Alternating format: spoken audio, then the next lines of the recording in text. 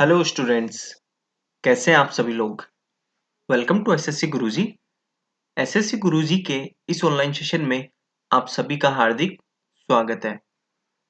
आज हमारी SSC CHSL tyre 2 preparation की क्लास 24 है। इस क्लास में हम एक ऐसे डिस्कस करेंगे और टॉपिक होगा हमारा करप्शन, भ्रष्टाचार।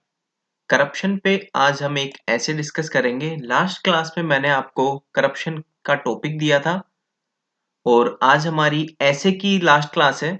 इस कोर्स की एक लास्ट वीडियो मैं एक कल डालूंगा जिसके अंदर लास्ट टाइम टिप्स, क्या आपको कैरी करना है, किन चीज़ों का ध्यान रखना है, पूरा आपका एक्सपीरियंस जो आप एग्जामिनेशन सेंटर पे जाओगे वहां से लेके लास्ट तक पूरा एक्सपीरियंस में डाल दूंगा। किन चीज़ों का ध्यान रखना चाहिए, क्या लेके जाना चाहिए, तो वो कल हमारी लास्ट वीडियो होगी।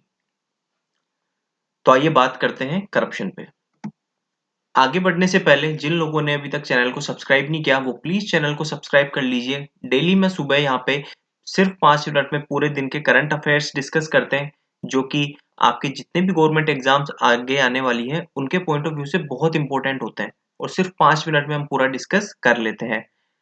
और आप तो सब्सक्राइब कीजिए ही और अपने सभी फ्रेंड्स में व्हाट्सएप टेलीग्राम पे सबको शेयर कर दीजिए ताकि सभी को इसका ज्यादा से ज्यादा फायदा मिल सके। स्टार्ट करते हैं हमारे टॉपिक से, corruption. Introduction. Corruption is the unethical act performed by a person or the group of people using power of position or authority to acquire personal benefits. भ्रष्टाचार एक अनइथिकल एक्ट है जो कि कानूनी नहीं है, गैर कानूनी एक्ट है जो कि या तो एक आदमी या फिर एक ग्रुप, एक समूह है के द्वारा किया जाता है। अपनी जो पोजीशन है और अथॉरिटी है उसकी पावर को अपने पर्सनल बेनिफिट्स के लिए यूज करते हैं वो। तो ये करप्शन की हमने डेफिनेशन बता दी।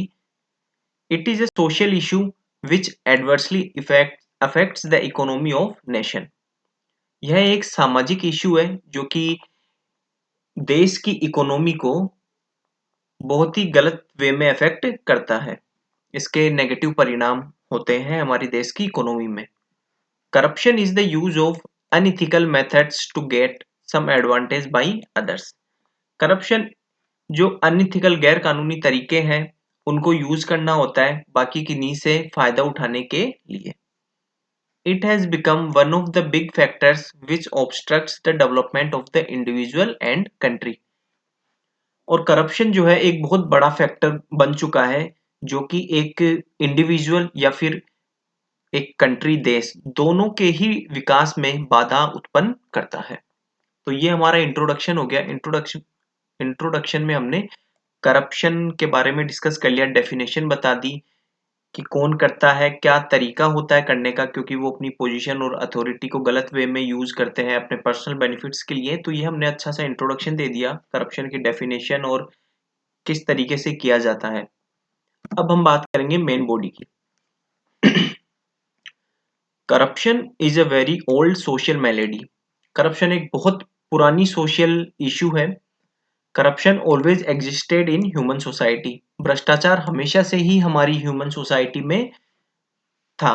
इन Atharvaveda there is a warning about corruption. हमारे अथर्ववेद में भी एक चेतावनी दी हुई है करप्शन के खिलाफ। कौटिल्यज अर्थशास्त्र also mention about corruption.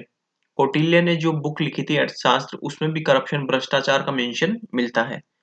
The cause of corruption are many and complex. भ्रष्टाचार के कारण, किन कारणों से ये होता है, तो इसके बहुत सारे कारण हैं और काफी जटिल कारण भी हैं। अब हम बात करेंगे किन कारणों से ये होता है। Cause of corruption: emergence of political elite who believe in interest oriented rather than nation oriented policies and programmes are responsible for the increasing corruption in politics. तो ये हमने पॉलिटिक्स की बात की कि पॉलिटिक्स में करप्शन बढ़ने का एक कारण है कि जो पॉलिटिकल जो नेता है, पॉलिटिकल जो इलाइट है, पॉलिटिकल पार्टी जो है, जो कि अपने खुद के बेनिफिट में ज्यादा भरोसा करती है, नेशन जो ओरिएंटेड पॉलिसीज प्रोग्राम्स होते हैं उनसे ज्यादा अपने खुद के फायदे की पॉलिसी और प्रोग्राम पे ज्यादा ध्यान वो देते हैं। तो इस वजह से पॉलिटिक्स में करप्शन बढ़ रहा है। Acceptance of people towards corruption and the absence of strong public forum to oppose corruption allow it to reign over people. अब ये क्यों बढ़ रहा है, इसका ये कारण हमने बता दिया कि लोग तो करप्शन कहीं ना कहीं एक्सेप्ट भी करते हैं, क्योंकि आप जैसे लाइन में खड़े हैं, काफी लंबी लाइन है, आपका मैं 5 रुपए दे दूं, मेरे को आप पहले कर लेने दीजिए काम, तो आप भी खुश है, क्यों होगा, आपका सिर्फ 5 रुपए में काम हो गया, लेकिन कहीं ना कहीं वो एक करप्शन पनप रहा है जो कि आगे जाके बहुत बड़ी समस्या उत्पन्न करता है। तो लोग एक्सेप्ट कर रहे हैं करप्शन को, हमारी भी गलती है, प्लस एक स्ट्रॉन्ग पब्लिक फोरम जो कि करप्शन को चैलेंज कर सके, उसकी भी हमारे देश में कमी है। इस वजह से ये हमारे लोगों के बीच में धीरे धीरे बढ़ रहा है और पनप रहा है। In a highly inflationary economy, low salaries of government officials compel them to resort to the road of corruption। जो भी हाई इन्फ्लेशन जो भी चल रहा है हर जगह, जैसे कि महंगाई, इस टर्म का मतलब है महंगाई, इन्फ्लेशनरी इकोनॉमी का मतलब है जब बहुत सारी महंगाई हो जाती है, चीजें के पैसे बढ़ जाते हैं, और इससे जो गवर्नमेंट ऑफिशियल्स है उनकी लो सैलरी, इस दुविधा भरी सिचुएशन में जो लोग सैलरी होती है गवर्नमेंट ऑफिशियल्स की, वो भी क्या करते हैं, करप्शन की ओर निकल पड़ते हैं। तो ये भी एक कारण है।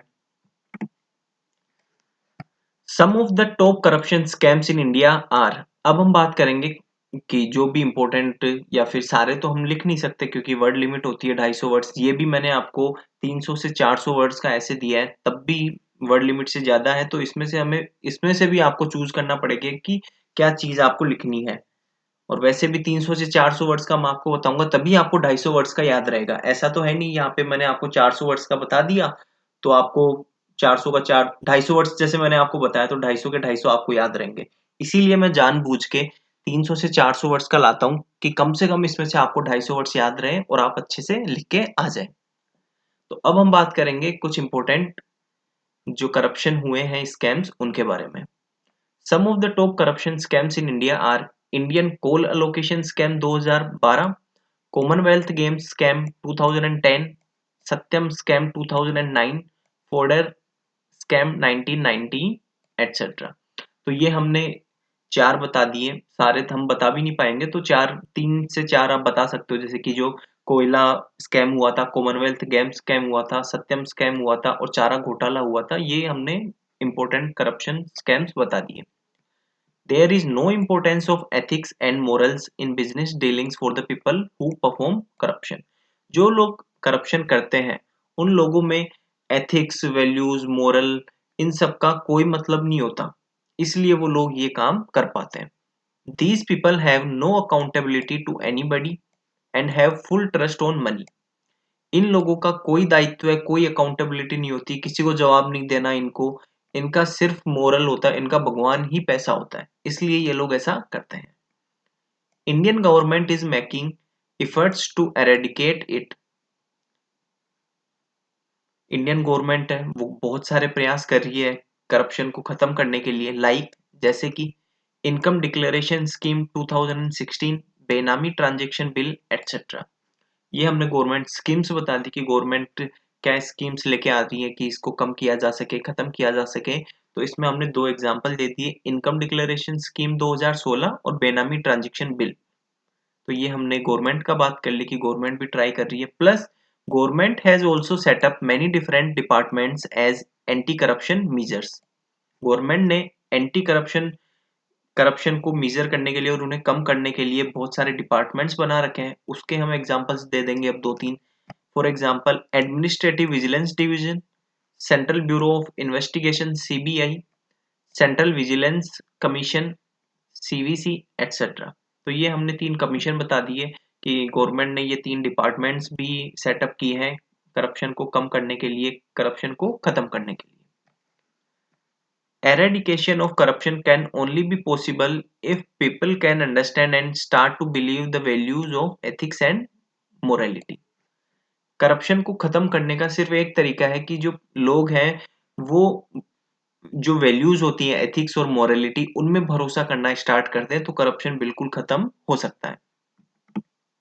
अब बात करते हैं कंक्लूजन की। मेन बॉडी में हमने बात कर ली कि कौन किन कारणों से करप्शन होता है, हिस्ट्री करप्शन की क्या रही है, और गवर्नमेंट क्या कर रही है करप्शन को खत्म करने के लिए, किस तरह से करप्शन को कम किया जा सकता है, प्लस करप्शन स्कैम्स जो इम्पोर्टेंट अभी तक हुए हैं तो वो हमने मेन बॉडी में बात कर ली। अब हम बात करेंगे कंक्लूजन की।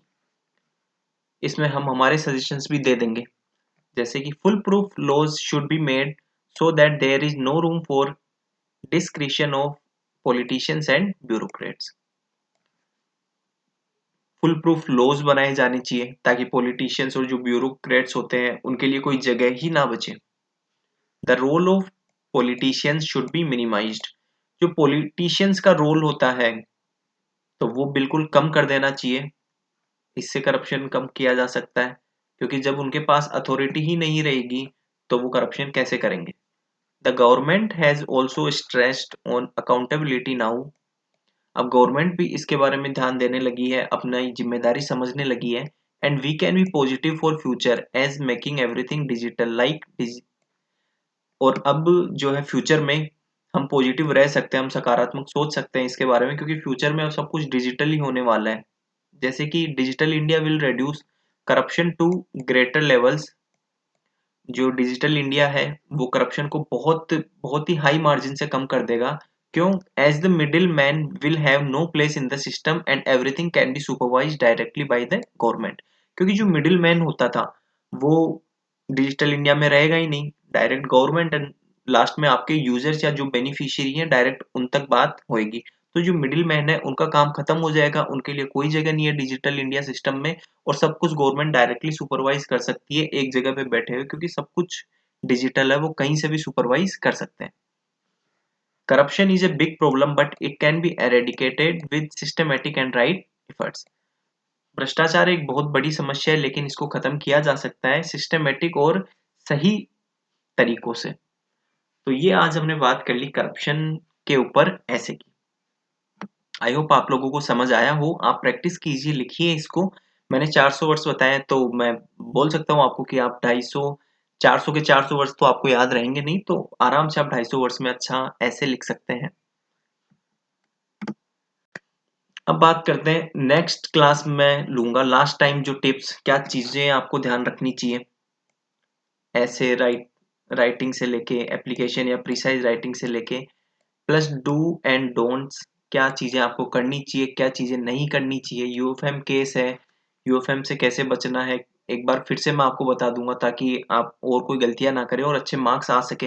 व्हाट टू कैरी, और आपको एग्जामिनेशन सेंटर पे क्या लेके जाना है, क्योंकि बहुत सारे स्टूडेंट्स का बाहर थोड़े सिटी के बाहर भी आता है, कोई गांव का स्टूडेंट होता है, तो एक दो दिन पहले ही मैं ये वीडियो बना दूंगा ताकि आप लोग इन चीजों का ध्यान रख सके।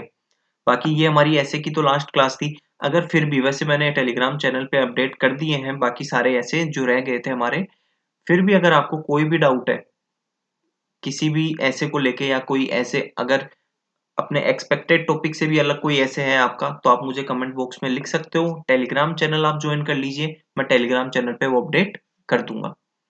जिन लोगों ने अभी तक टेलीग्राम चैनल ज्वाइन नहीं किया वो प्लीज टेलीग्राम चैनल ज्वाइन कर लीजिए, वहां पे बहुत सारे ऐसे मैं डाल चुका हूँ, प्लस वहां पे लेटेस्ट नोटिफिकेशंस भी आ जाते हैं।